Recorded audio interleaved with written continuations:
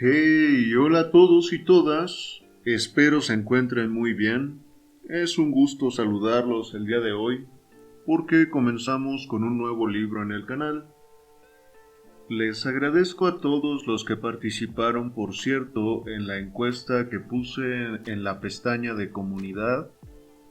El libro ganador, pues ya lo están viendo en el título, pero bueno, esperemos que posteriormente podamos cambiar un poco de autores.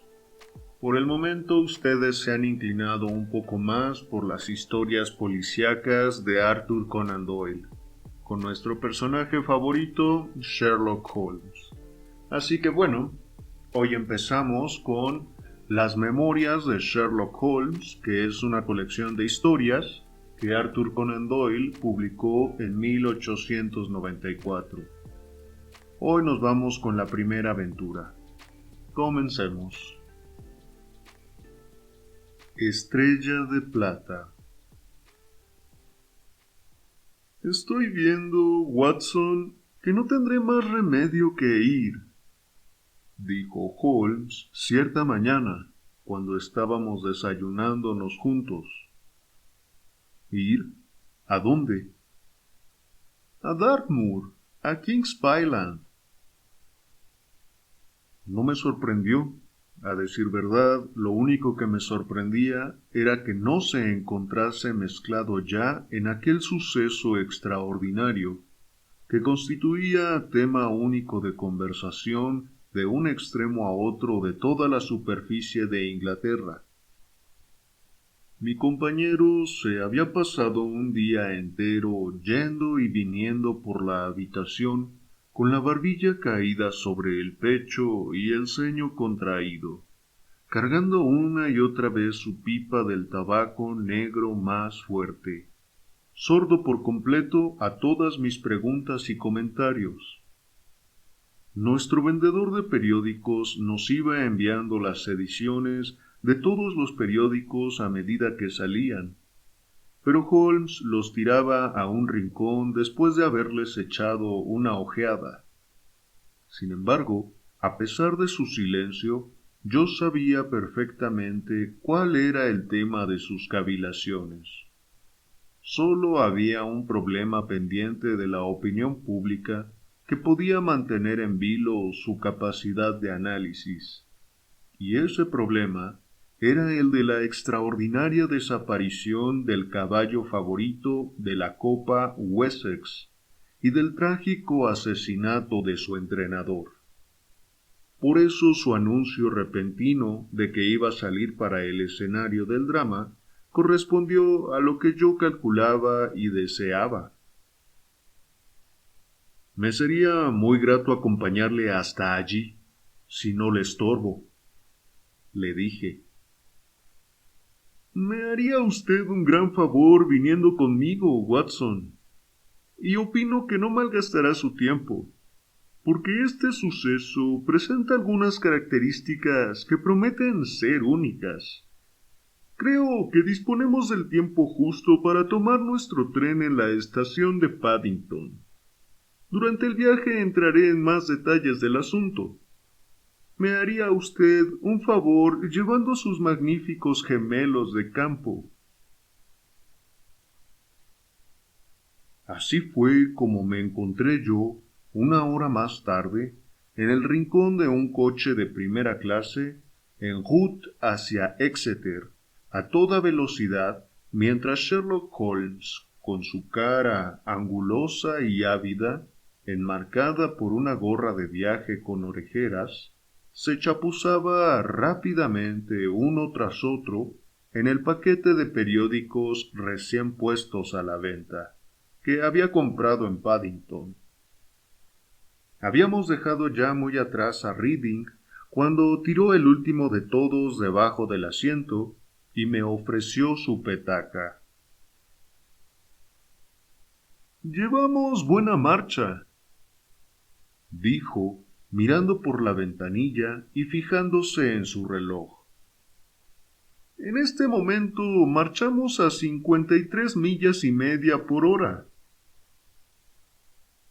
No me he fijado en los postes que marcan los cuartos de milla, le contesté. Ni yo tampoco, pero en esta línea los del telégrafo están espaciados a 60 yardas el uno del otro, y el cálculo es sencillo. ¿Habrá leído ya usted algo, me imagino, sobre ese asunto del asesinato de John Straker y de la desaparición de Silver Blaze?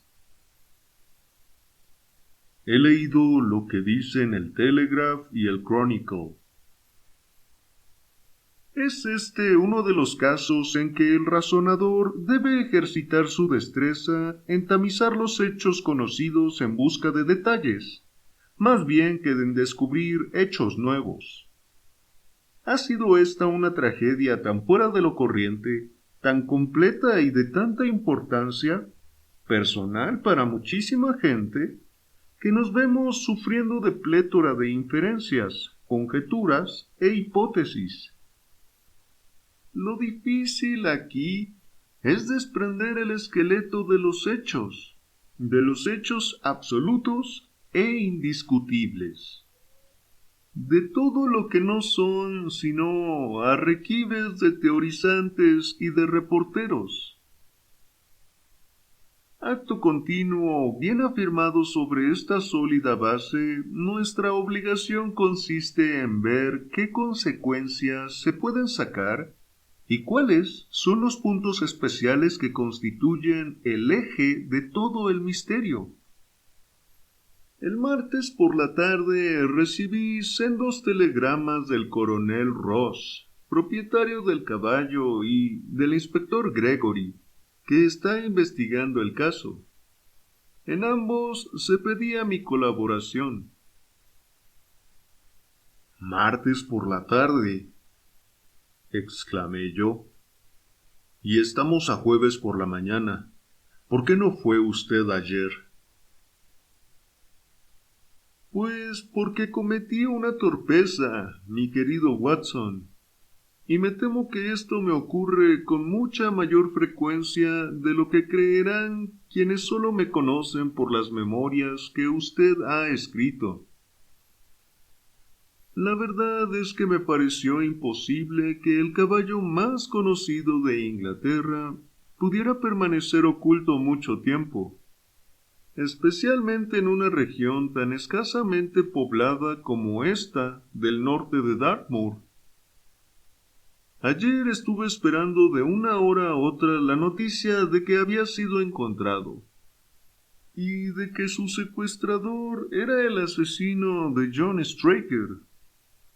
Sin embargo, al amanecer otro día y encontrarme con que nada se había hecho, fuera de la detención del joven Fitzroy Simpson, comprendí que era hora de que yo entrase en actividad. Pero tengo la sensación de que, en ciertos aspectos, no se ha perdido el día de ayer. ¿Tiene usted, según eso, formada ya su teoría?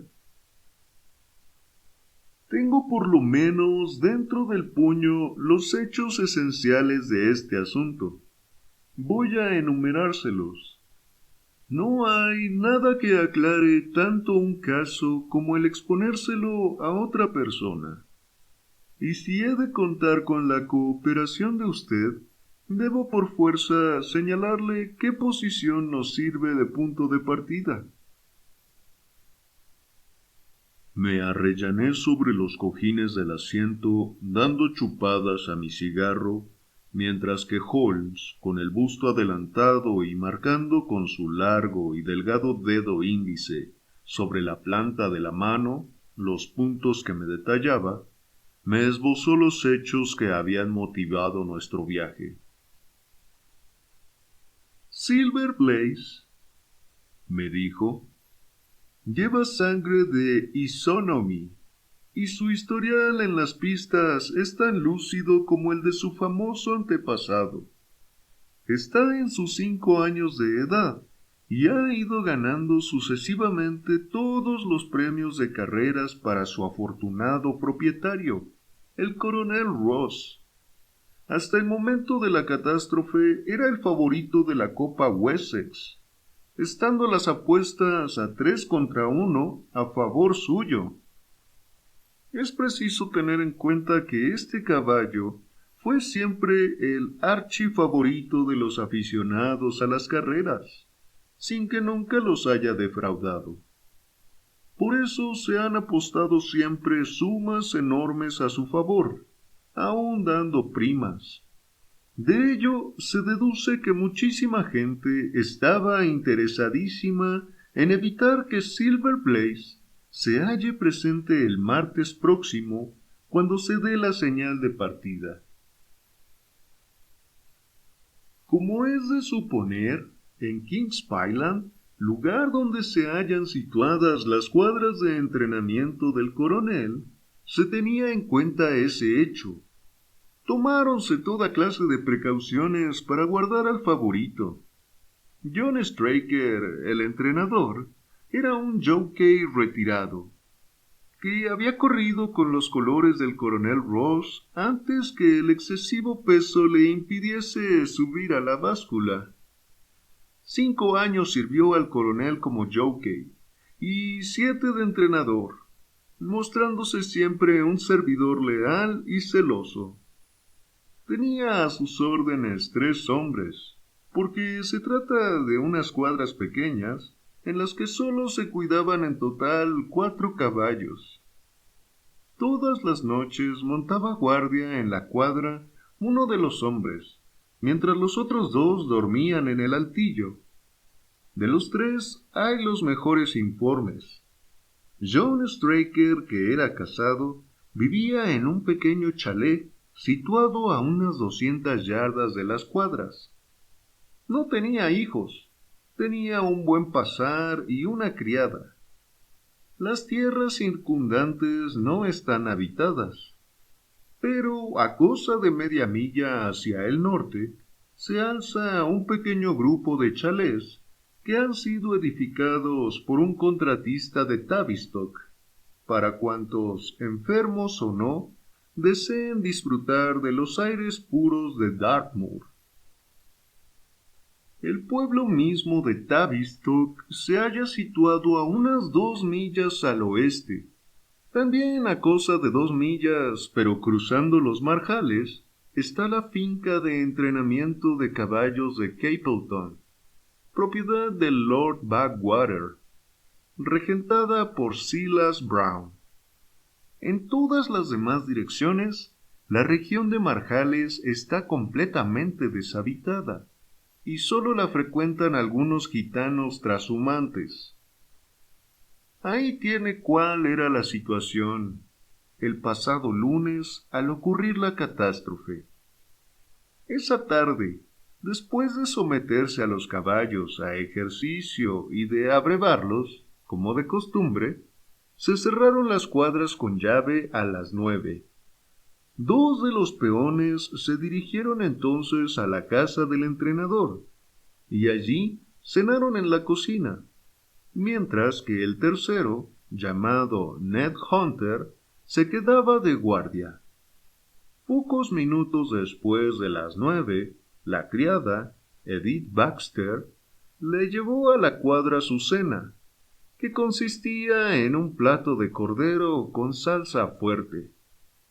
No le llevó líquido alguno para beber, porque en los establos había agua corriente, y le estaba prohibido al hombre de guardia tomar ninguna otra bebida. La muchacha se alumbró con una linterna, porque la noche era muy oscura y tenía que cruzar por campo abierto. Ya estaba Edith Baxter a menos de 30 yardas de las cuadras, cuando surgió de entre la oscuridad un hombre, que le dijo que se detuviese. Cuando el tal quedó enfocado por el círculo de luz amarilla de la linterna, vio la muchacha que se trataba de una persona de aspecto distinguido y que vestía terno de mezclilla gris con gorra de paño. Llevaba polainas y un pesado bastón con empuñadura de bola. Pero lo que impresionó muchísimo a Edith Baxter fue la extraordinaria palidez de su cara y lo nervioso de sus maneras. Su edad andaría por encima de los 30, más bien que por debajo.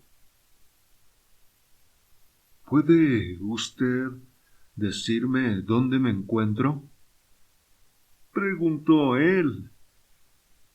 Estaba ya casi resuelto a dormir en el páramo cuando distinguí la luz de su linterna. ¿Se encuentra usted próximo a las cuadras de entrenamiento de Kings Pyland?, le contestó ella. ¿De veras?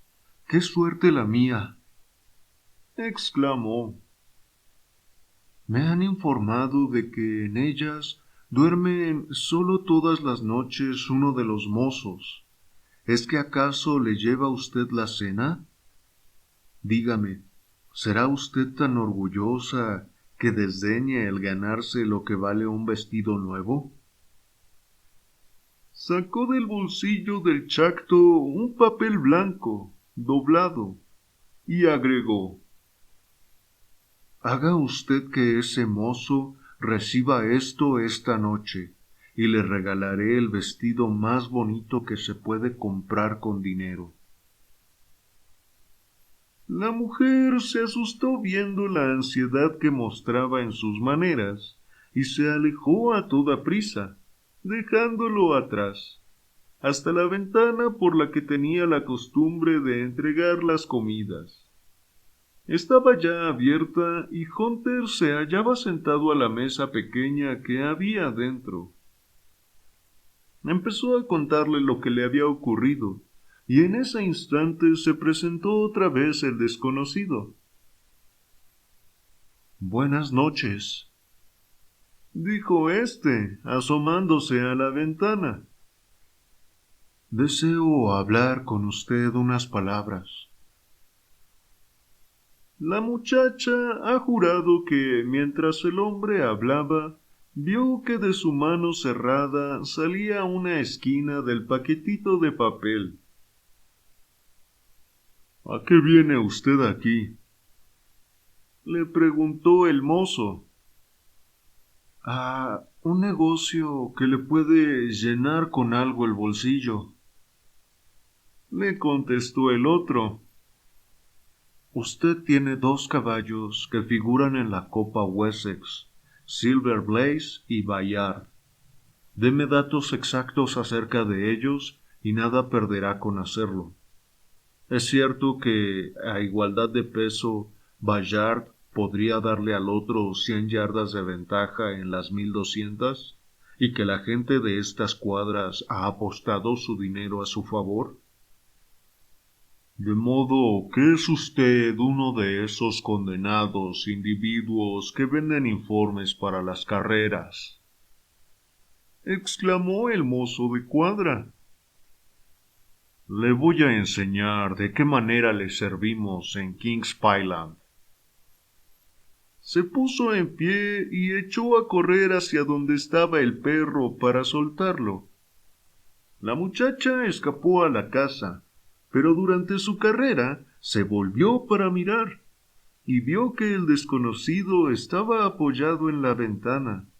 Sin embargo, un instante después, cuando Hunter salió corriendo con el perro sabueso, el desconocido ya no estaba allí, y aunque el mozo de cuadra corrió alrededor de los edificios, no logró descubrir rastro alguno del mismo. «Un momento», dije yo. ¿No dejaría el mozo de cuadra sin cerrar la puerta cuando salió corriendo con el perro? «Muy bien preguntado, Watson, muy bien preguntado», murmuró mi compañero. Este detalle me pareció de una importancia tal que ayer envié un telegrama a Dartmoor con el exclusivo objeto de ponerlo en claro. El mozo cerró con llave la puerta antes de alejarse. Puedo agregar que la ventana no tiene anchura suficiente para que pase por ella un hombre.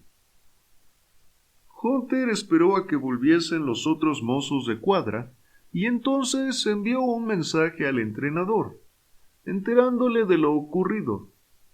Straker se sobresaltó al escuchar el relato, aunque por lo visto no se dio cuenta exacta de su verdadero alcance. Sin embargo, quedó vagamente impresionado, y cuando la señora Straker se despertó a la 1 de la madrugada, vio que su marido se estaba vistiendo.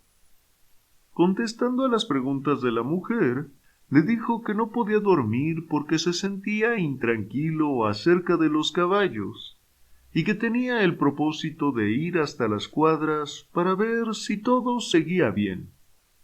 Ella le suplicó que no saliese de casa, porque estaba oyendo el tamborileo de la lluvia en las ventanas. Pero no obstante las súplicas de la mujer, el marido se echó encima su amplio impermeable y abandonó la casa.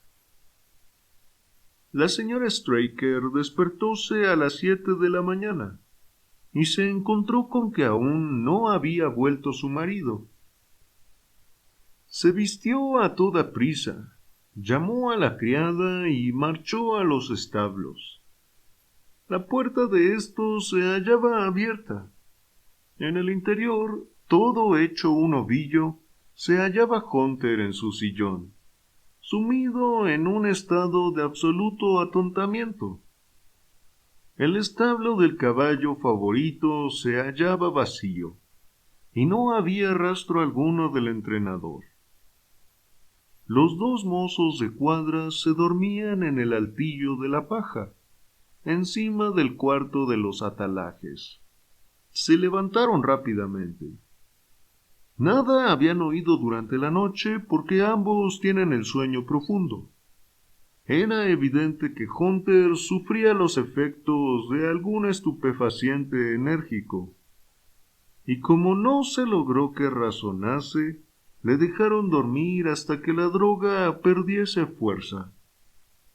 Mientras los 2 mozos y las 2 mujeres salían corriendo a la busca de los que faltaban, aún les quedaban esperanzas de que, por una razón u otra, el entrenador hubiese sacado al caballo para un entrenamiento de primera hora.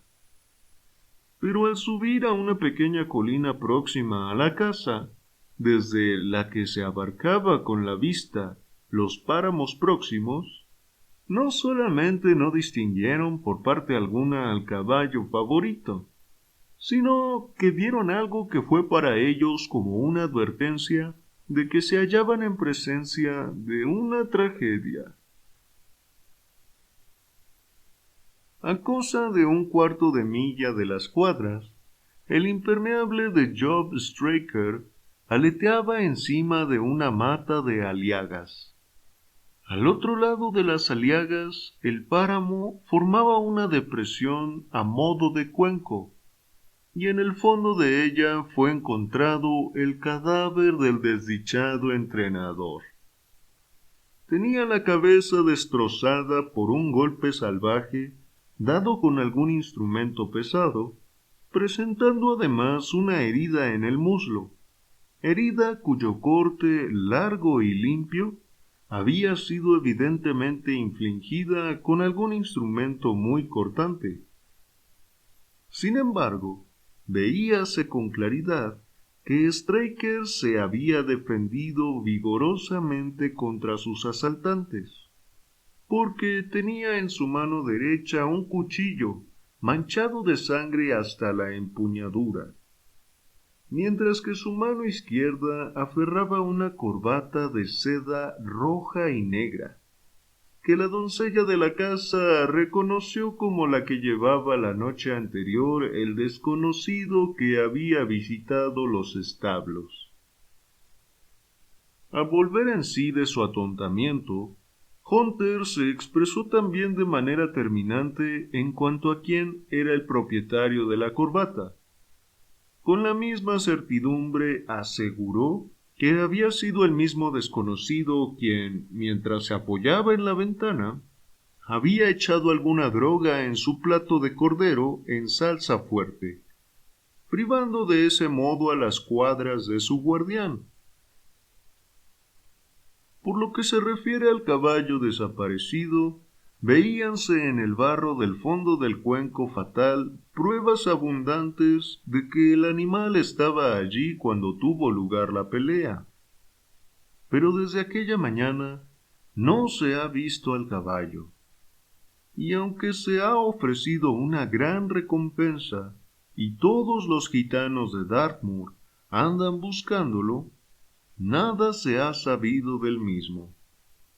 Por último, el análisis de los restos de la cena del mozo de cuadras ha demostrado que contenían una cantidad notable de opio en polvo, dándose el caso de que los demás habitantes de la casa que comieron ese guiso aquella misma noche no experimentaron ninguna mala consecuencia.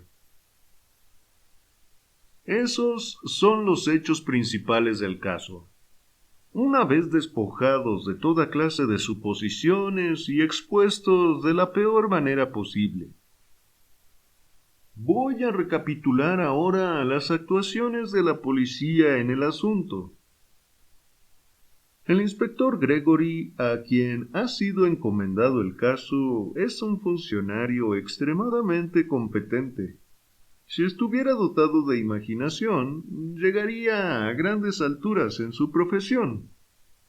Llegado al lugar del suceso, identificó pronto y detuvo al hombre sobre quien recaían naturalmente las sospechas. Poca dificultad hubo en dar con él, porque era muy conocido en aquellos alrededores. Se llama, según parece, Fitzroy Simpson. Era hombre de excelente familia y muy bien educado. Había dilapidado una fortuna en las carreras y vivía ahora realizando un negocio callado y elegante de apuestas en los clubes deportivos de Londres. El examen de su cuaderno de apuestas demuestra que él las había aceptado hasta la suma de 5,000 libras en contra del caballo favorito. Al ser detenido, hizo espontáneamente la declaración de que había venido a Dartmoor con la esperanza de conseguir algunos informes acerca de los caballos de la cuadra de King's Pyland, y también acerca de Daresborough, segundo favorito, que está al cuidado de Silas Brown en las cuadras de Capleton. No intentó negar que había actuado la noche anterior en la forma que se ha descrito, pero afirmó que no llevaba ningún propósito siniestro, y que su único deseo era obtener datos de primera mano. Al mostrársele la corbata, se puso muy pálido, y no pudo en manera alguna explicar cómo era posible que estuviese en la mano del hombre asesinado. Sus ropas húmedas demostraban que la noche anterior había estado a la intemperie durante la tormenta, y su bastón, que es de los que llaman abogado de Penang, relleno de plomo, era arma que bien podría, descargando con el mismo repetidos golpes, haber causado las heridas terribles a que había sucumbido el entrenador. Por otro lado, no mostraba el detenido en todo su cuerpo herida alguna, siendo así que el estado del cuchillo de Straker podía indicar que uno por lo menos de sus atacantes debía de llevar encima la señal del arma. Ahí tiene el caso, expuesto concisamente, Watson, y le quedaré sumamente agradecido si usted puede proporcionarme alguna luz. Yo había escuchado la exposición que Holmes me había hecho con la claridad que es en él característica. Aunque muchos de los hechos me eran familiares, yo no había apreciado lo bastante su influencia relativa ni su mutua conexión. «¿Y no será posible», le dije, «que el tajo que tiene Staker se lo haya producido con su propio cuchillo en los forcejeos convulsivos que suelen seguirse a las heridas en el cerebro? Es más que posible. Es probable, dijo Holmes. En tal caso, desaparece uno de los puntos principales que favorecen al acusado.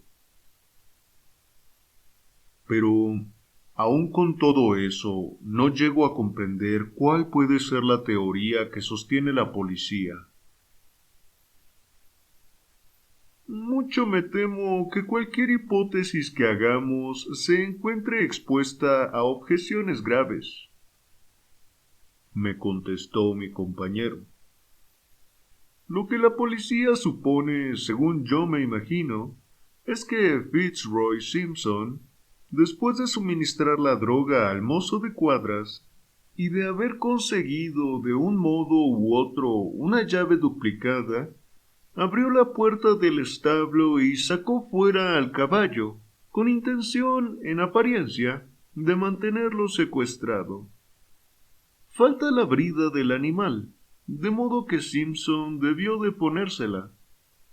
Hecho esto y dejando abierta la puerta, se alejaba con el caballo por la paramera, cuando se tropezó o fue alcanzado por el entrenador. Se trabaron como es natural en pelea, y Simpson le saltó la tapa de los sesos con su bastón, sin recibir la menor herida producida por el cuchillito que Straker empleó en su propia defensa.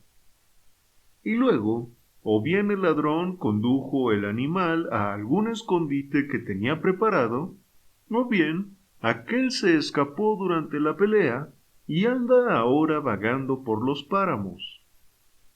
Así es como ve el caso la policía, y por improbable que ésta parezca, lo son aún más todas las demás explicaciones.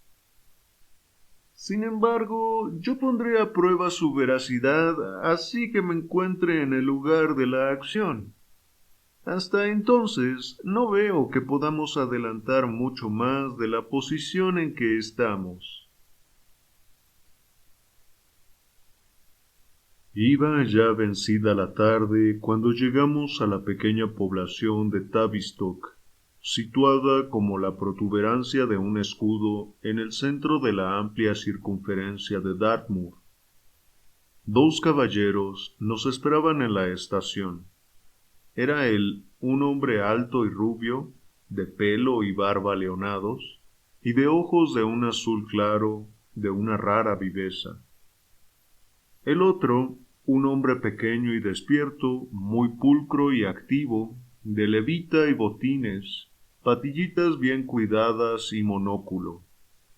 Este último era el coronel Ross, sportman muy conocido, y el otro el inspector Gregory, apellido que estaba haciéndose rápidamente famoso en la organización detectivesca inglesa. Me encanta que haya venido usted, señor Holmes, dijo el coronel. El inspector aquí presente ha hecho todo lo imaginable, pero yo no quiero dejar piedras sin mover en el intento de vengar al pobre Straker y de recuperar mi caballo. ¿No ha surgido ninguna circunstancia nueva?, preguntó Holmes. Siento tener que decirle que es muy poco lo que hemos adelantado, dijo el inspector. Tenemos ahí fuera un coche descubierto, y como usted querrá, sin duda, examinar el terreno antes que oscurezca, podemos hablar mientras vamos hacia allí. Un minuto después, nos hallábamos todos sentados en un cómodo landó y rodábamos por la curiosa y vieja población de Devonshire. El inspector Gregory estaba pletórico de datos y fue soltando un chorro de observaciones que Holmes interrumpía de cuando en cuando con una pregunta o con una exclamación. El coronel Ross Iba recostado en su asiento, con el sombrero echado hacia adelante, y yo escuchaba con interés el diálogo de los dos detectives. Gregory formulaba su teoría, que coincidía casi exactamente con la que Holmes había predicho en el tren. La red se va cerrando fuertemente en torno a Fitzroy Simpson, dijo a modo de comentario. Y yo creo que él es nuestro hombre. No dejo por eso de reconocer que se trata de pruebas puramente circunstanciales y que puede surgir cualquier nuevo descubrimiento que eche todo por tierra. ¿Y qué me dice del cuchillo de Straker? Hemos llegado a la conclusión de que se hirió él mismo al caer.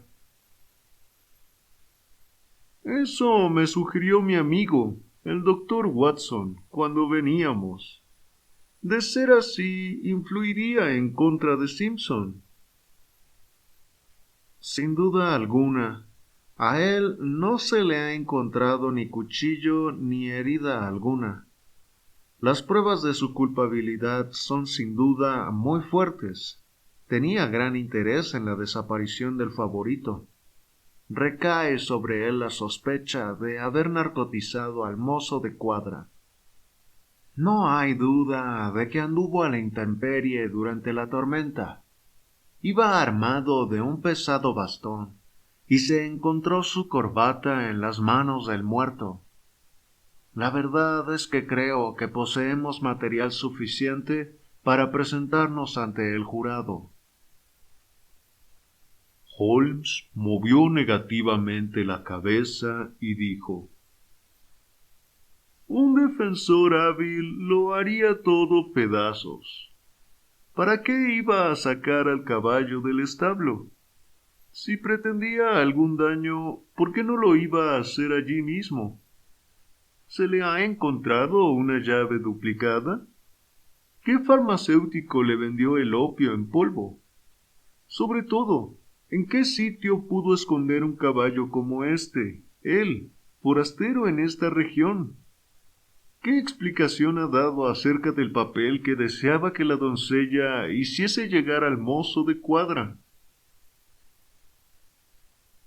Asegura que se trataba de un billete de 10 libras. Se le encontró en el billetero uno de esa suma, pero las demás objeciones que usted hace no son tan formidables como parecen. Ese hombre no es ajeno a la región. Se ha hospedado por 2 veces en Tavistock durante el verano. El opio se lo trajo probablemente de Londres. La llave, una vez que le sirvió para sus propósitos, la tiraría lejos. Quizá se encuentre el caballo en el fondo de alguno de los antiguos pozos de mina que hay en el páramo.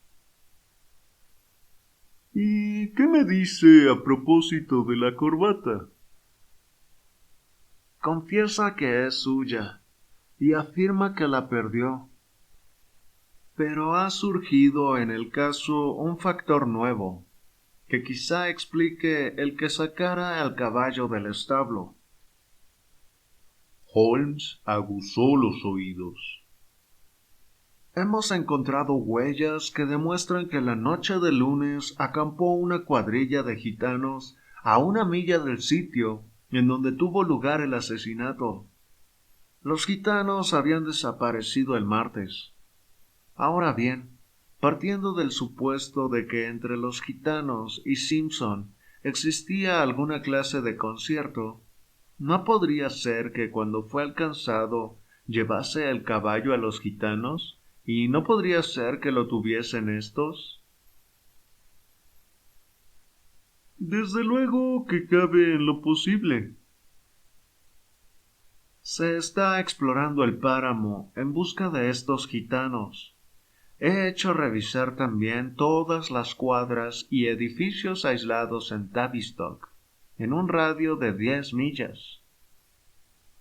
Tengo entendido que muy cerca de allí hay otras cuadras de entrenamiento. Sí, Y ese es un factor que no debemos menospreciar en modo alguno. Como su caballo, Desborough, es el segundo de las apuestas, tenía interés en la desaparición del favorito. Se sabe que Silas Brown, el entrenador, lleva apostadas importantes cantidades en la prueba, y no era, ni mucho menos, amigo del pobre Straker. Sin embargo, hemos registrado las cuadras, sin encontrar nada que pueda relacionarlo con los sucesos. Tampoco se ha descubierto nada que relacione a este Simpson con los intereses de las cuadras de Capleton. Absolutamente nada. Holmes se recostó en el respaldo y la conversación cesó. Unos minutos después, nuestro cochero hizo alto junto a un lindo chalet de ladrillo rojo, de aleros salientes que se alzaba junto a la carretera. A cierta distancia, después de cruzar un prado, veíase un largo edificio anexo de tejas grises. En todas las demás direcciones, el páramo, de suaves ondulaciones y bronceado por los helechos en trance de mustiarse, dilatábase hasta la línea del horizonte sin más interrupción que los campanarios de Tavistock y un racimo de casas. Allá hacia el oeste, que señalaba la situación de las cuadras de Capleton. Saltamos todos fuera del coche, a excepción de Holmes, que siguió recostado con la mirada fija en el cielo que tenía delante, completamente absorto en sus pensamientos. Solo cuando yo le toqué en el brazo, dio un violento respingo y se apeó. «Perdone», dijo, volviéndose hacia el coronel Ross, que se había quedado mirándole, algo sorprendido. «Estaba soñando despierto». Había en sus ojos cierto brillo y en sus maneras una contenida excitación que me convencieron, acostumbrado como estaba yo a sus actitudes, de que se había puesto sobre alguna pista, aunque no podía imaginar si la habría alcanzado. «Quizá prefiera usted, señor Holmes, seguir directamente hasta la escena del crimen», dijo Gregory. «Opto por quedarme unos momentos más aquí mismo y abordar una o dos cuestiones de detalle. Supongo que traerían aquí a Straker, ¿verdad?» «Sí, su cadáver está en el piso de arriba. Mañana tendrá lugar la investigación judicial».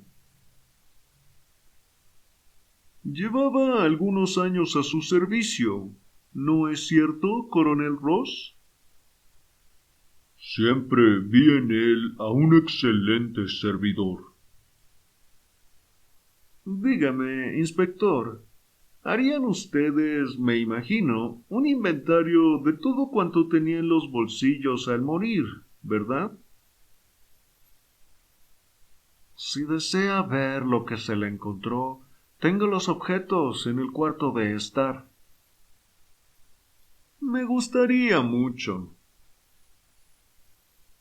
Entramos en fila en la habitación delantera y tomamos asiento en torno a una mesa central redonda, mientras el inspector abría con llave un cofre cuadrado de metal y colocaba delante de nosotros un montoncito de objetos.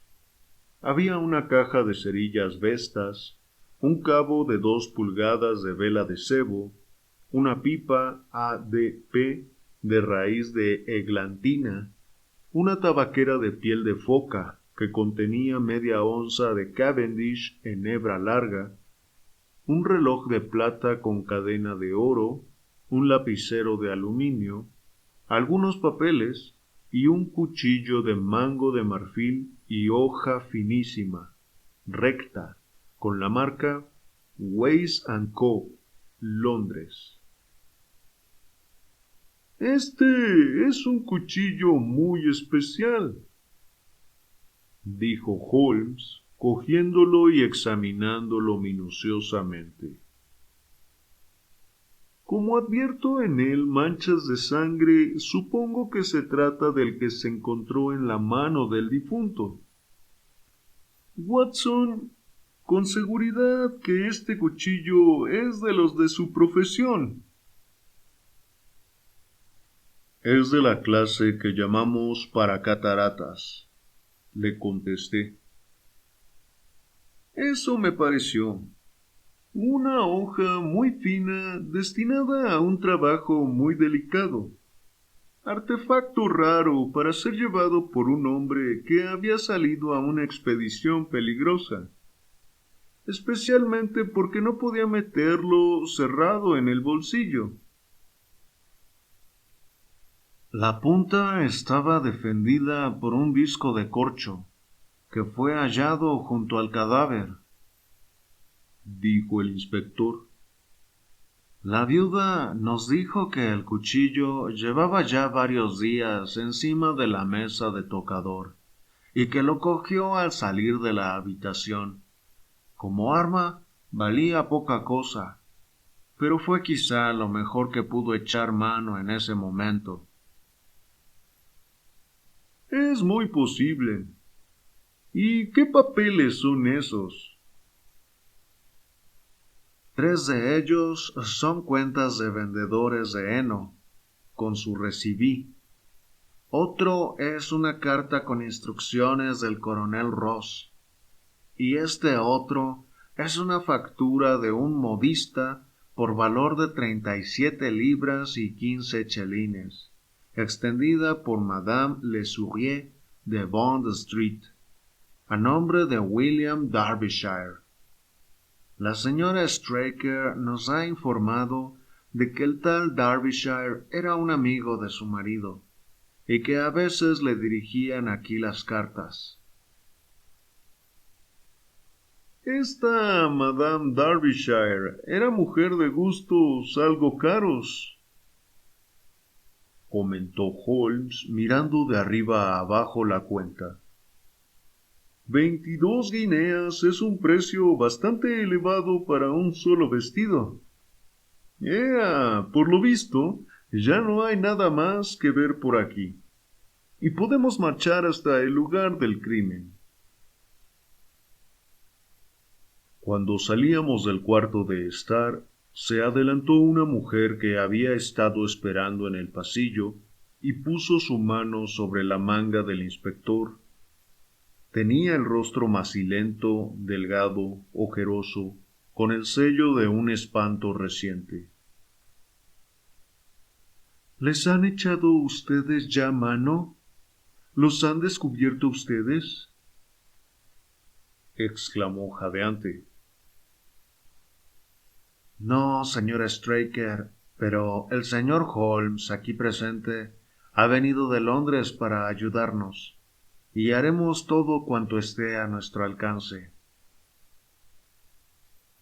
Holmes le dijo: Señora Straker, estoy seguro de haber sido presentado a usted hará algún tiempo en Plymouth, durante una garden party. No, señor, está usted equivocado. Válgame Dios, pues yo lo habría jurado. Llevaba usted un vestido de seda color tórtola, con guarniciones de pluma de avestruz. En mi vida he usado un vestido así, contestó la señora. Entonces ya no cabe duda, dijo Holmes. Se disculpó y salió de la casa del inspector. Un corto paseo a través del páramo nos llevó a la hondonada en que fue hallado el cadáver. Las aliagas de las que había sido colgado el impermeable se hallaban al borde mismo del hoyo. Tengo entendido que esa noche no hacía viento, dijo Holmes. En absoluto, pero llovía fuerte. En ese caso, el impermeable no fue arrastrado por el viento, sino colocado ahí deliberadamente. Sí, estaba extendido sobre las aliagas. Eso me interesa vivamente. Veo que el suelo está lleno de huellas. Sin duda que habrán pasado por aquí muchos pies desde la noche del lunes. Colocamos aquí al lado un trozo de estera y ninguno de nosotros pisó fuera de ella. Magnífico. Traigo en este maletín una de las botas que calzaba Straker, uno de los zapatos de Fitzroy Simpson y una herradura vieja de Silver Blaze. Mi querido inspector, usted se está superando a sí mismo. Holmes echó mano del maletín, bajó a la hondonada y colocó la estera más hacia el centro. Después, tumbado boca abajo y apoyando la barbilla en las manos, escudriñó minuciosamente el barro pataleado que tenía delante. ¡Hola!, dijo de pronto. ¿Qué es esto? Era una cerilla vesta medio quemada y tan embarrada que a primera vista parecía una astillita de madera. No me explico cómo se me pasó por alto, dijo el inspector con expresión de fastidio. Era invisible porque estaba sepultada en el barro. Si yo la he descubierto, ha sido porque la andaba buscando. ¿Cómo? ¿Qué esperaba usted encontrarla? Creí que no era improbable. Holmes sacó del maletín la bota y el zapato. Comparó las impresiones de ambos con las huellas que había en el barro. Trepó acto continuo al borde de la hondonada y anduvo a gatas por entre los helechos y los matorrales. Sospecho que no hay más huellas, dijo el inspector. Yo he examinado muy minuciosamente el suelo en 100 yardas a la redonda. ¿De veras?, dijo Holmes levantándose. No habría cometido yo la impertinencia de volver a examinarlo si usted me lo hubiese dicho. Pero antes de que oscurezca, quiero darme un paseíto por los páramos a fin de poder orientarme mañana. Y me voy a meter esta herradura en el bolsillo, a ver si me da buena suerte. El coronel Ross, que había dado algunas muestras de impaciencia ante el método tranquilo y sistemático de trabajar que tenía mi compañero, miró su reloj. Inspector, yo desearía que regresase usted conmigo, dijo. Quisiera consultarle acerca de varios detalles, y especialmente sobre si no deberíamos borrar a nuestro caballo de la lista de inscripciones para la copa, mirando por las conveniencias del público. No haga semejante cosa, exclamó Holmes con resolución. Yo, en su caso, dejaría el nombre en la lista. El coronel se inclinó y dijo: Me alegro muchísimo de que me haya dado su opinión. Cuando haya terminado su labor, nos encontrará en la casa del pobre Straker y podremos ir juntos en coche a Tavistock. Regresó con el inspector mientras Holmes y yo avanzábamos despacio por el páramo. El sol empezaba a hundirse detrás de los edificios de las cuadras de Capleton, y la dilatada llanura que se extendía ante nosotros estaba como teñida de oro, que se ensombrecía, convirtiéndose en un vivo y rojizo color marrón, en los sitios donde los helechos y los zarzales captaban la luminosidad del atardecer. «Por este lado, Watson», dijo por fin Holmes. «Dejemos de lado por el momento la cuestión de quién mató a Straker y ciñámonos a descubrir el paradero del caballo. Pues bien, suponiendo que se escapó durante la tragedia o después de esta, ¿hacia dónde pudo ir? Los caballos son animales de índole muy gregaria. Abandonado a sus instintos, o bien regresaría a Kings Island o se dirigiría a Capleton. ¿Qué razón puede haber para que lleve una vida selvática por los páramos? De haberlo hecho, con seguridad que alguien lo habría visto a estas horas. ¿Y qué razón hay también para que lo secuestren los gitanos? Esta gente se larga siempre de los lugares donde ha habido algún asunto feo, porque no quieren que la policía les caiga encima con toda clase de molestias. Ni por asomos podían pensar en vender un caballo como este. Correrían, pues, un grave peligro y no ganarían nada llevándoselo. Eso es evidente. ¿Dónde, pues, está el caballo? He dicho ya que con seguridad marchó a Kings Island o a Capleton. Al no estar en Kings Island, tiene que estar en Capleton. Tomemos esto como hipótesis de trabajo y veamos a dónde nos lleva. En esta parte del páramo, según hizo notar el inspector, el suelo es muy duro y seco, pero forma pendiente en dirección a Capleton. Y desde aquí mismo se distingue que hay allá lejos una hondonada alargada, que quizá estaba muy húmeda la noche del lunes.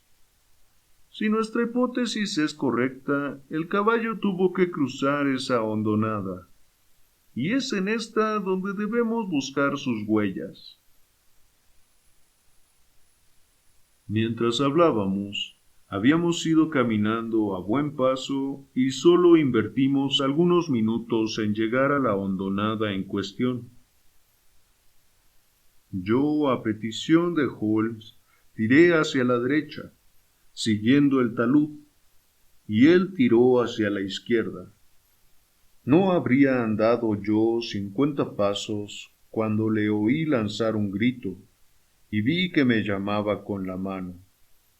Las huellas del caballo se dibujaban con claridad en la tierra blanduzca que él tenía delante, y la herradura que sacó del bolsillo ajustaba exactamente en ellas.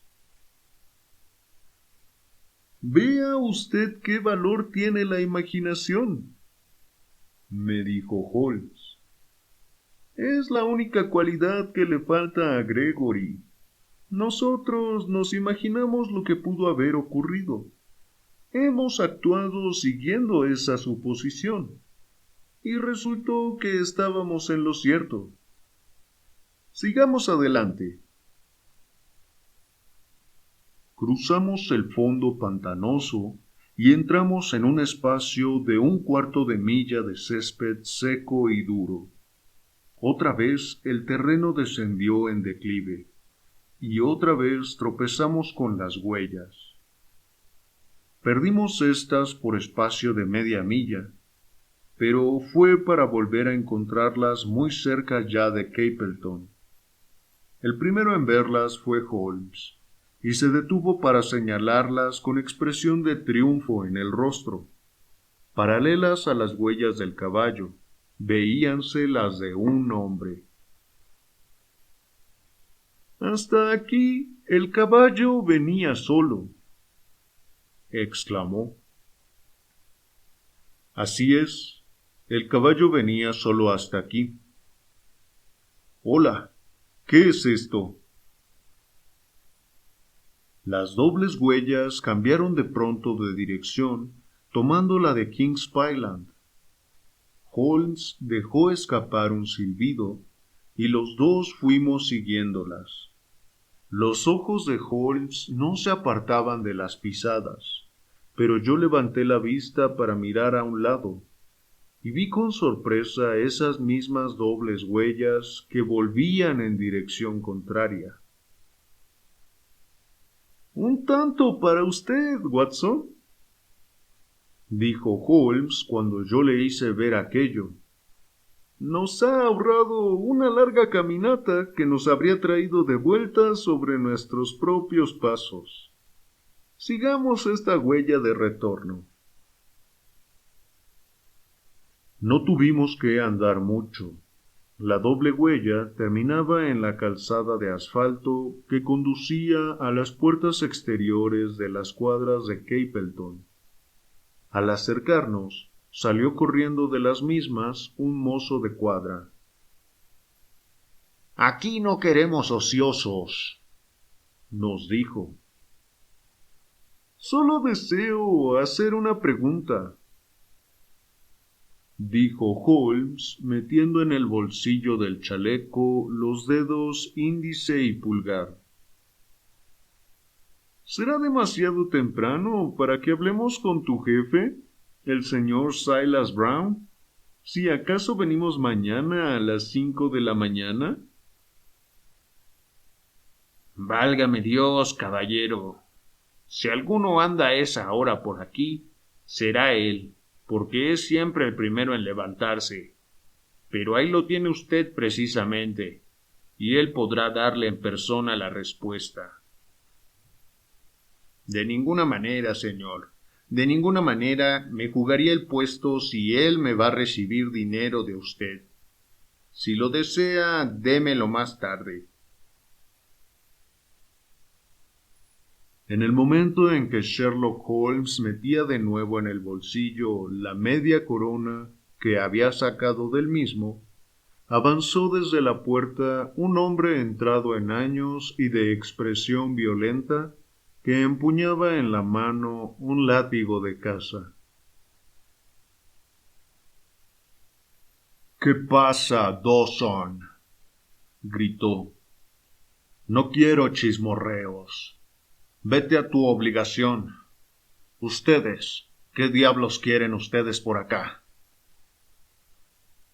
«Hablar 10 minutos con usted, mi buen señor», le contestó Holmes con la más meliflua de las voces. «No tengo tiempo para hablar con todos los ociosos que aquí se presentan. Lárguense, si no quieren salir perseguidos por un perro». Holmes se inclinó hacia adelante y cuchicheó algo al oído del entrenador. Este dio un respingo y se sonrojó hasta las sienes. «Eso es un embuste», gritó. «Un embuste infernal». «Perfectamente. Pero, ¿quiere que discutamos acerca de ello en público o prefiere que lo hagamos en la sala de su casa?» «Bueno, venga conmigo si así lo desea». Holmes se sonrió y me dijo: «No le haré esperar más que unos minutos, Watson». «¡Ea, señor Brown! Estoy a su disposición». Antes de que Holmes y el entrenador reapareciesen, pasaron sus buenos 20 minutos, y los tonos rojos se habían ido desvaneciendo hasta convertirse en grises.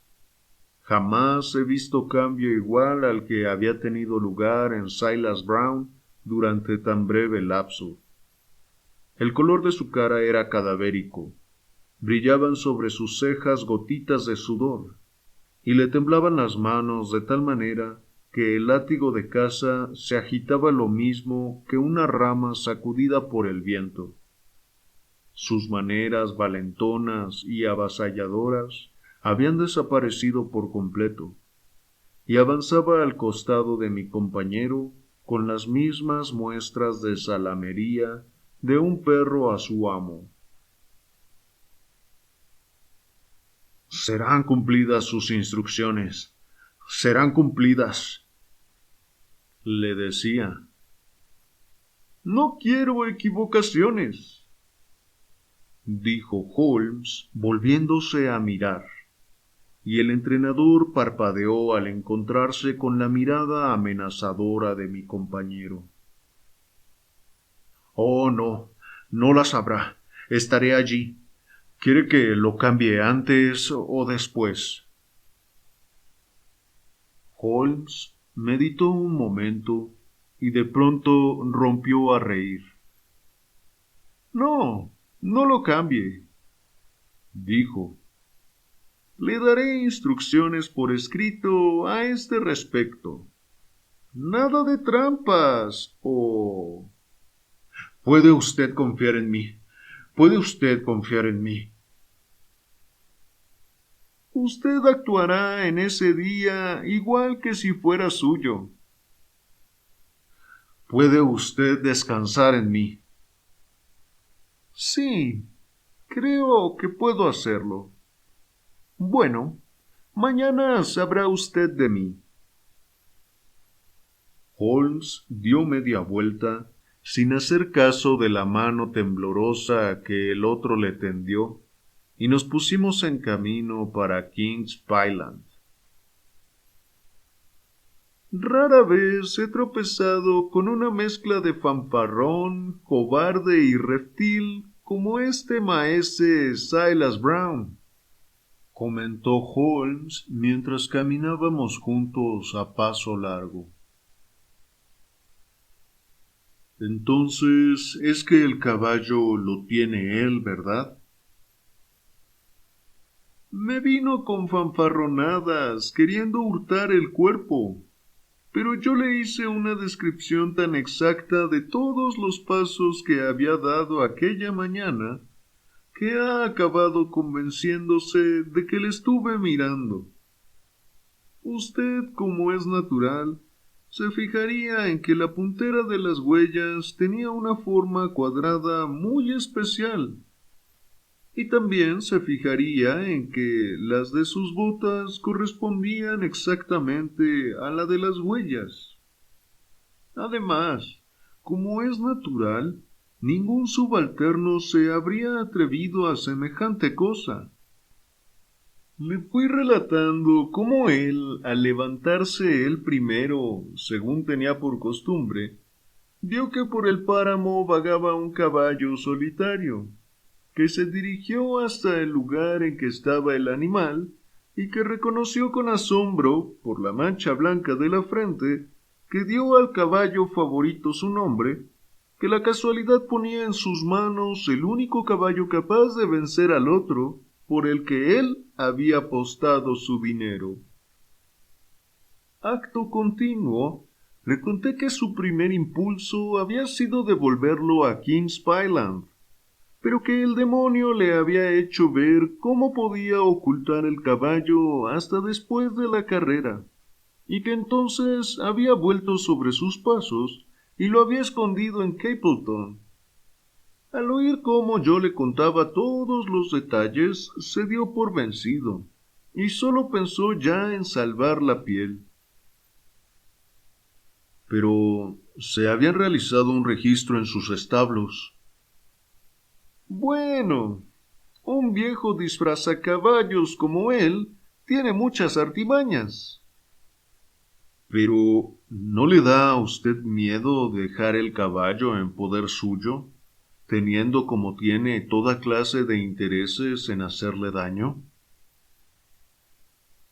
Mi querido compañero, ese hombre lo conservará con el mismo cuidado que a las niñas de sus ojos. Sabe que su única esperanza de que le perdonen es el presentarlo en las mejores condiciones.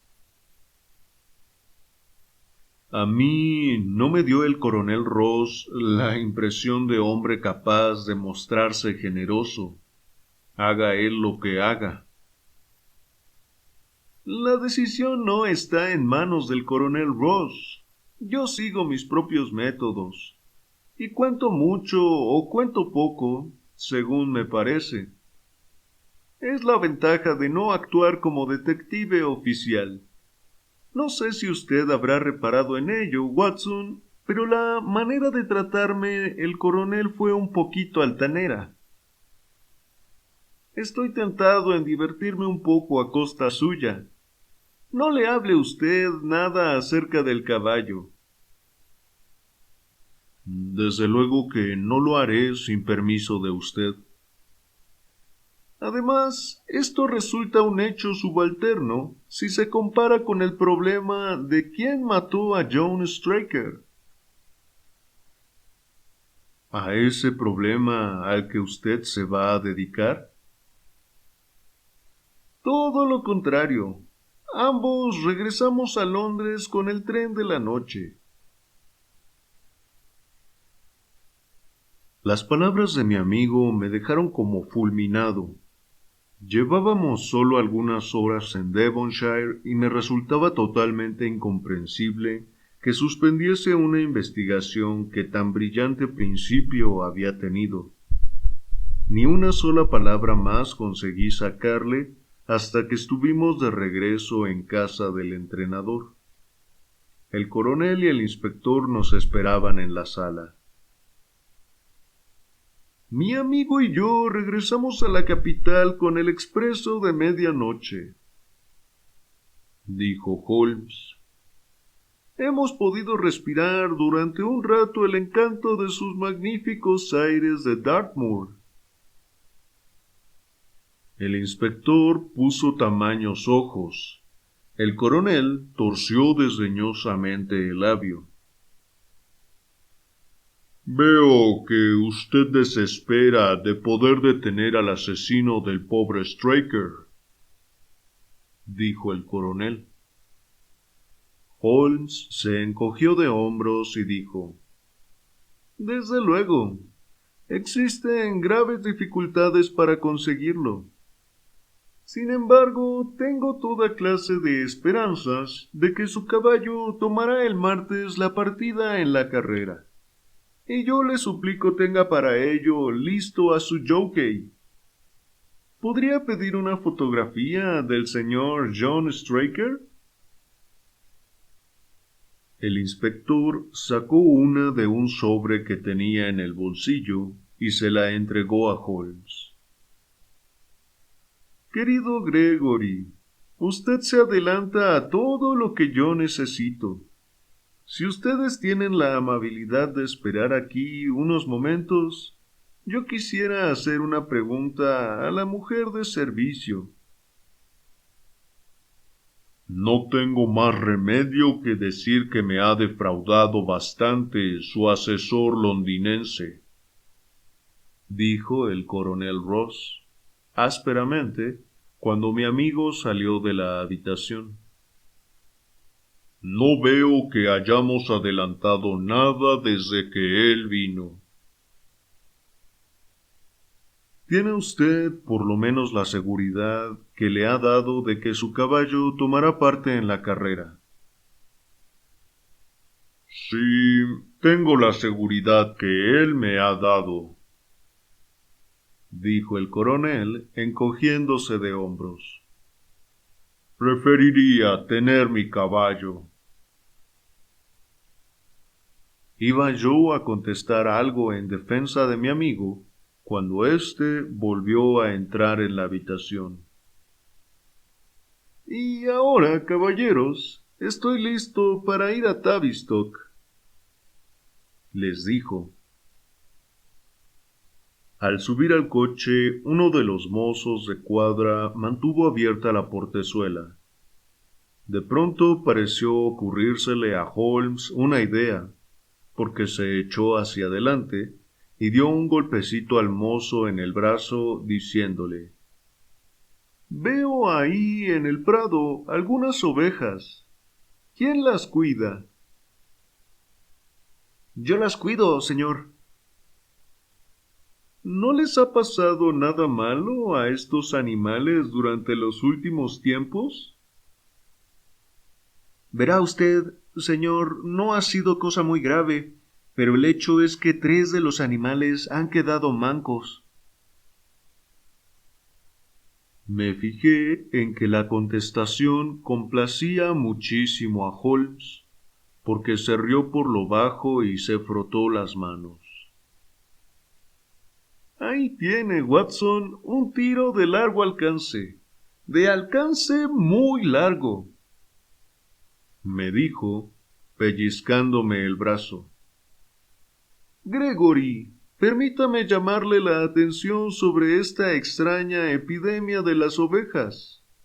Adelante, cochero. El coronel Ross seguía mostrando en la expresión de su cara la pobre opinión que se había formado de las habilidades de mi compañero, pero en la del inspector pude ver que su interés se había despertado vivamente. ¿Da usted importancia a ese asunto?, preguntó. Extraordinaria. ¿Existe algún otro detalle acerca del cual desearía usted llamar mi atención? Sí, acerca del incidente curioso del perro aquella noche. El perro no intervino para nada. Ese es precisamente el incidente curioso, dijo como comentario Sherlock Holmes. 4 días después, estábamos de nuevo, Holmes y yo, en el tren, camino a Winchester, para presenciar la carrera de la Copa de Wessex. El coronel Ross salió a nuestro encuentro, de acuerdo con la cita que le habíamos dado, fuera de la estación, y marchamos en su coche de sport de 4 caballos hasta el campo de carreras, situado al otro lado de la ciudad. La expresión de su rostro era de seriedad, y sus maneras en extremo frías. No he visto por parte alguna a mi caballo, nos dijo.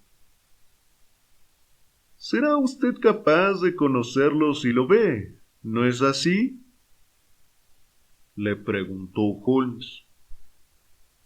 Esto irritó mucho al coronel, que le contestó: Llevo 20 años dedicado a las carreras de caballos, y nadie me había hecho hasta ahora pregunta semejante. Cualquier niño sería capaz de reconocer a Silver Blaze por la mancha blanca de la frente y su pata delantera jaspeada. ¿Y cómo van las apuestas? Ahí tiene usted lo curioso del caso. Ayer podía usted tomar apuestas a 15 por 1, pero esta diferencia se ha ido reduciendo cada vez más, y actualmente apenas se ofrece el dinero 3 a 1. Ajá, exclamó Holmes. Es evidente que hay alguien que sabe algo. Cuando nuestro coche se detuvo en el espacio cerrado, cerca de la tribuna grande, miré el programa para ver las inscripciones. Decía así: Copa Wessex, 52 soberanos cada uno, con 1000 soberanos más para caballos de 4 y de 5 años. Segundo, 300 libras. Tercero, 200 libras. Pista nueva, 1 milla y 1100 yardas. 1 punto de negro del señor Heath Newton, gorra encamada, chaquetilla canela. 2. Pugilist del coronel Wardlow, gorra rosa, chaquetilla azul y negra. 3. Desborough de Lord Backwater, gorra amarilla y mangas idem. 4. Silver Blaze, del coronel Ross, gorra negra y chaquetilla roja. 5. Iris, del duque de Balmoral, franjas amarillas y negras. 6. Rasper, de Lord Singleford, gorra púrpura y mangas negras. Borramos al otro caballo nuestro, y hemos puesto todas nuestras esperanzas en la palabra de usted, dijo el coronel. ¿Cómo? ¿Qué ocurre? ¿Silver Blaze favorito? 5-4 contra Silver Blaze, bramaba el ring. 5-4 contra Silver Blaze, 15-5 contra Desborough, 5-4 por cualquiera de los demás. Ya han levantado los números, exclamé. Figuran allí los 6. ¿Los 6? Entonces es que mi caballo corre, exclamó el coronel, presa de gran agitación. Pero yo no lo veo. Mis colores no han pasado. Solo han pasado hasta ahora 5 caballos. Será ese que viene ahí. Mientras yo hablaba, salió del pasaje un fuerte caballo bayo y cruzó por delante de nosotros al trotecito, llevando a sus espaldas los bien conocidos colores negro y rojo del coronel. «Ese no es mi caballo», gritó el propietario. «Ese animal no tiene en el cuerpo un solo cabello blanco. ¿Qué es lo que usted ha hecho, señor Holmes?» Bueno, vamos a ver cómo se porta, contestó mi amigo, imperturbable. Estuvo mirando al animal durante algunos minutos con mis gemelos de campo. De pronto gritó: «¡Estupendo! ¡Magnífico arranque! Ahí lo tenemos, doblando la curva». Desde nuestro coche de sport, los divisamos de manera magnífica cuando avanzaban por la recta. Los 6 caballos marchaban tan juntos y aparejados que habría bastado una alfombra para cubrirlos a todos. Pero a mitad de la recta la saeta de Desborough perdió su fuerza, y el caballo del coronel, surgiendo al frente a galope, cruzó el poste de llegada, a unos 6 cuerpos delante de su rival, mientras que Iris, del duque de Balmoral, llegaba tercero, muy rezagado. «Sea como sea, la carrera es mía», jadeó el coronel, pasándose la mano por los ojos. «Confieso que no le veo al asunto ni pies ni cabeza. ¿No le parece, señor Holmes, que es hora ya de que usted desvele el misterio?» «Desde luego, coronel. Lo sabrá usted todo. Vamos juntos a echar un vistazo al caballo. Aquí lo tenemos», agregó cuando penetrábamos en el pasaje, recinto al que sólo tienen acceso los propietarios y sus amigos.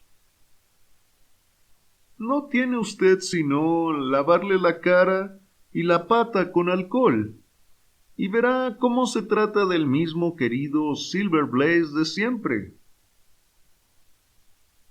«Me deja usted sin aliento». «Me lo encontré en poder de un simulador, y me tomé la libertad de hacerle correr tal y como me fue enviado». «Mi querido señor, ha hecho usted prodigios. El aspecto del caballo es muy bueno.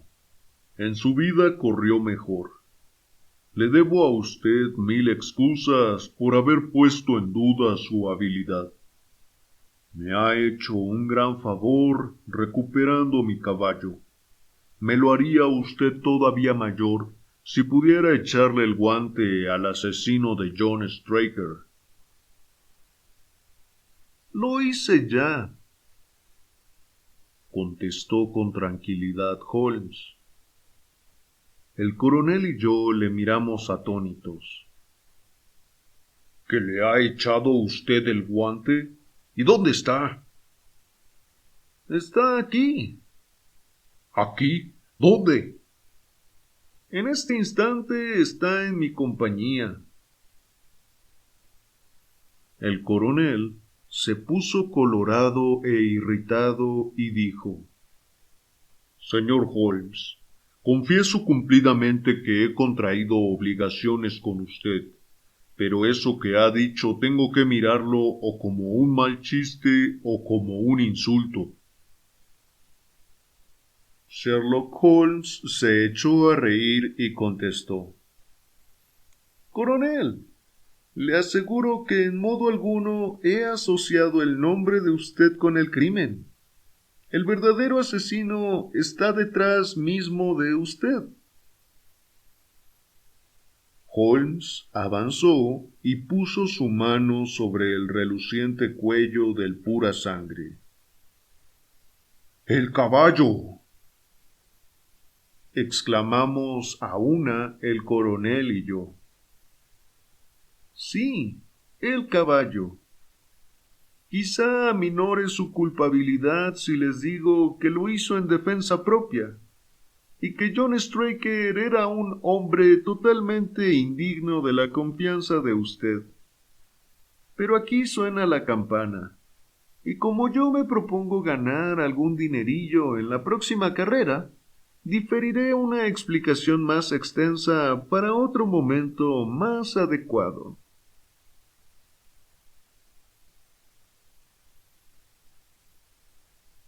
Aquella noche, al regresar en tren a Londres, dispusimos del rincón de un pullman para nosotros solos.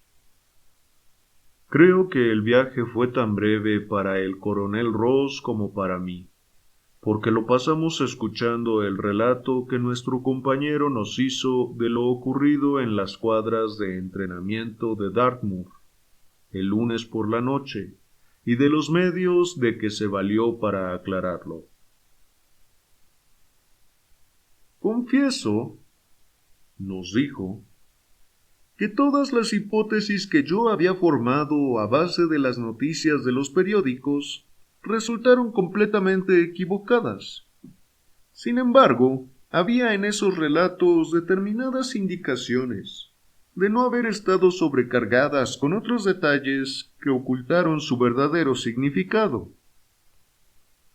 Marché a Devonshire convencido de que Fitzroy Simpson era el verdadero culpable, aunque, como es natural, me daba cuenta de que las pruebas contra él no eran ni mucho menos completas. Mientras íbamos en coche y cuando ya estábamos a punto de llegar a la casa del entrenador, se me ocurrió de pronto lo inmensamente significativo del cordero en salsa fuerte. Quizá ustedes recuerden que yo estaba distraído y que me quedé sentado cuando ya ustedes se apeaban. En ese instante me asombraba, en mi mente, de que hubiera yo podido pasar por alto una pista tan clara.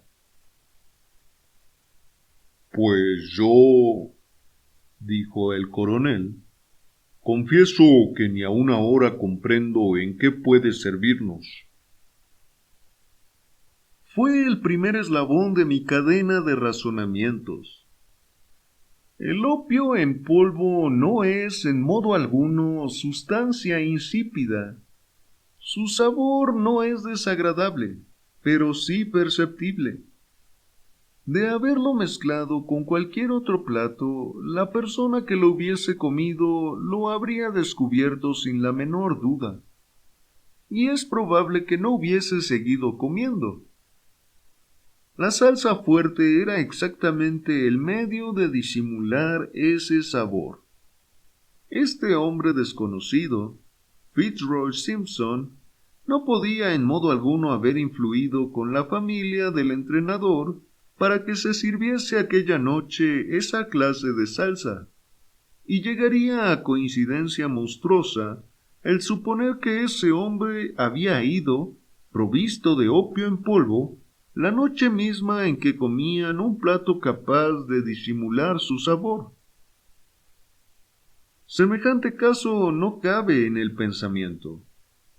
Por consiguiente, Simpson queda eliminado del caso, y nuestra atención se centra sobre Straker y su esposa, que son las dos personas de cuya voluntad ha podido depender el que esa noche se haya cenado en aquella casa cordero con salsa fuerte. El opio fue echado después que se apartó la porción destinada al mozo de cuadra, que hacía la guarda, porque los demás de la casa comieron el mismo plato sin que sufrieran las malas consecuencias. ¿Quién, pues, de los dos tuvo acceso al plato sin que la criada le viera?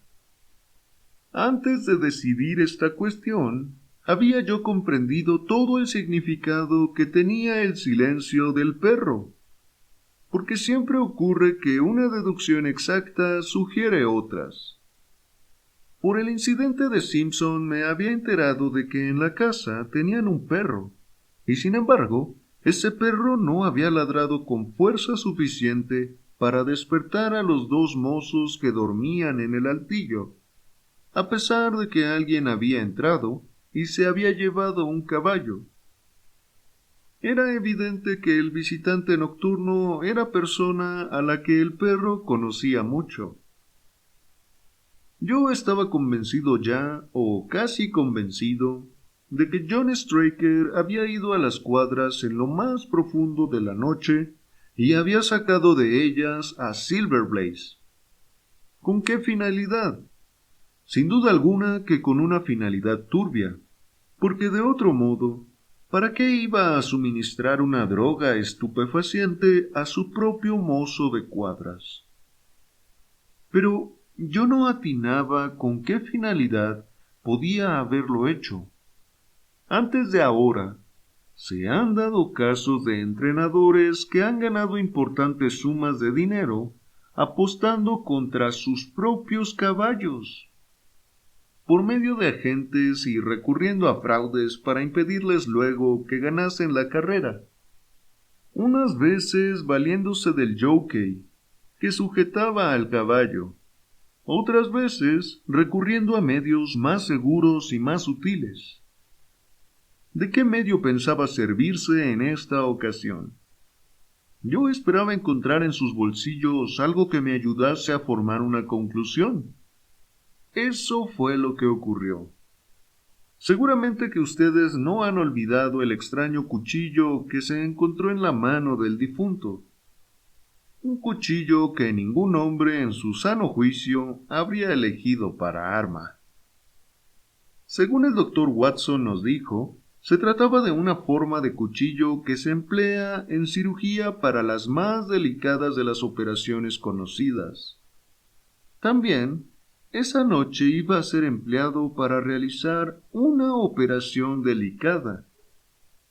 Usted, coronel Ross, con la amplia experiencia que posee en asuntos de carreras de caballos, tiene que saber que es posible realizar una leve incisión en los tendones de la corva de un caballo, y que esta incisión se puede hacer subcutánea, sin que quede absolutamente ningún rastro.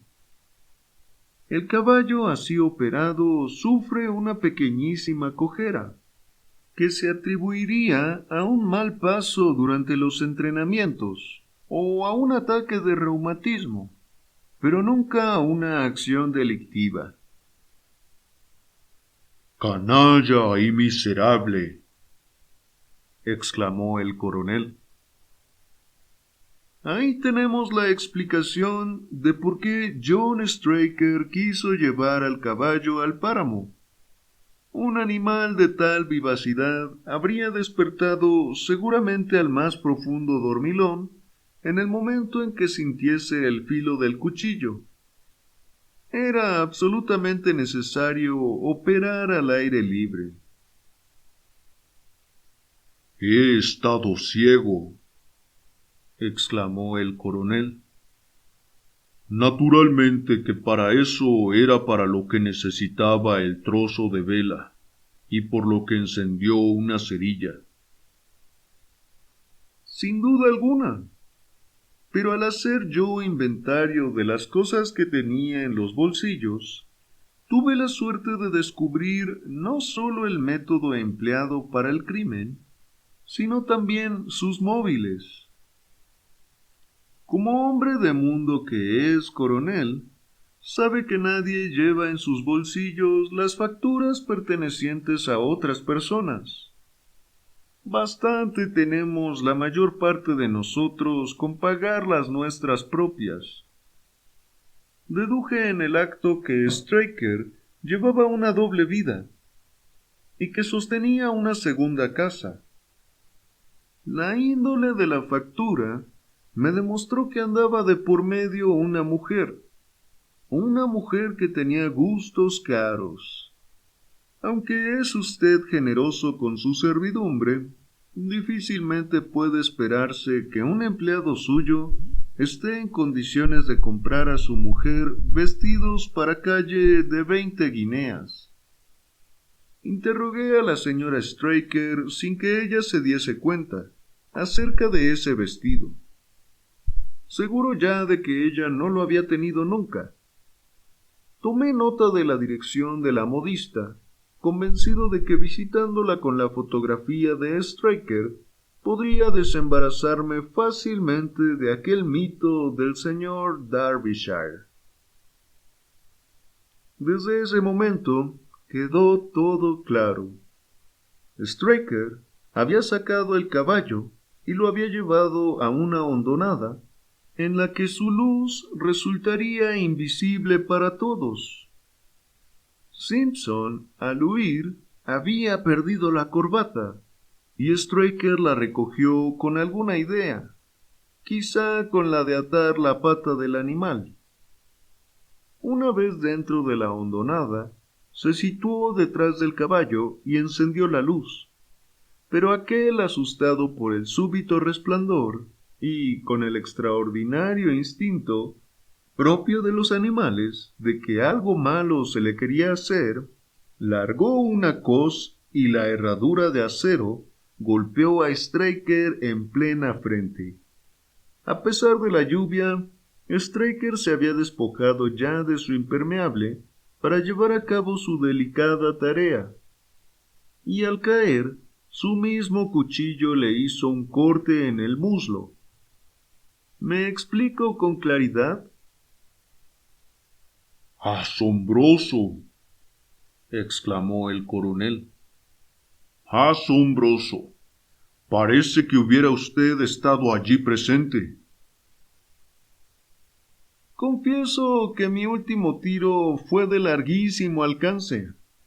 Se me ocurrió que un hombre tan astuto como Straker no se lanzaría a realizar esta delicada incisión de tendones sin un poco de práctica previa. ¿En qué animales podía ensayarse? Me fijé casualmente en las ovejas e hice una pregunta que, con bastante sorpresa mía, me demostró que mi suposición era correcta. «Señor Holmes, ha dejado usted las cosas completamente claras». Al regresar a Londres visité a la modista, y ésta reconoció en el acto a Straker como uno de sus buenos clientes, llamado Derbyshire, que tenía una esposa muy llamativa y muy aficionada a los vestidos caros. Estoy seguro de que esta mujer lo metió a él en deudas hasta la coronilla, y que por eso se lanzó a este miserable complot. Una sola cosa no nos ha aclarado usted todavía, exclamó el coronel. ¿Dónde estaba el caballo? Ah, el caballo se escapó, y uno de sus convecinos cuidó de él. Creo que por ese lado debemos conceder una amnistía. Pero, si no estoy equivocado, estamos ya en el empalme de Clapham, y llegaremos a la estación Victoria antes de 10 minutos. Coronel, si usted tiene ganas de fumar un cigarro en nuestras habitaciones, yo tendré mucho gusto en proporcionarle cualquier otro detalle que pueda despertar su interés. Fin. Bien, amigos, amigas, esta fue la primera historia del libro Las Memorias de Sherlock Holmes de Arthur Conan Doyle. Cuéntenme aquí abajo qué les pareció. Yo soy Roberto y ha sido un placer leerles el día de hoy. Los invito a seguirme en Twitter. Dejo la información aquí abajo. Nos vemos.